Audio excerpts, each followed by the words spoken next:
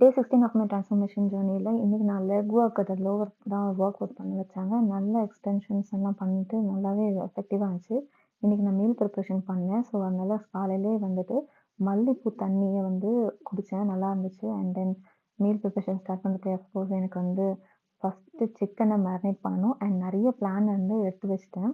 Like வந்து என்னெல்லாம் பண்ணி வைக்கணும், ப்ரிப்பேர் பண்ணி எடுத்து வைக்கணுன்றது முதற்கொண்டு பிளான்டா வந்து வாங்கி எல்லாத்தையுமே கரெக்ட்டா ஈவனா பிரிச்சு வச்சு, அளவோட சேர்த்து ஜிப்லாக் கவர்ல போட்டு வச்சிருக்கேன். லைக் அதெல்லாம் என்னென்னன்றத நான் அப்புறமா ரிவீல் பண்றேன். ஸோ, சிக்கன் தான் இன்னைக்கு வந்து மேரினேட் பண்ற வீடியோ வந்து நான் போஸ்ட் பண்ணியிருக்கேன். ஸோ, எப்பவுமே நான் என்ன மசாலா போடுறேன்னா, தயிர் கண்டிப்பா ஆட் பண்ணுவேன்.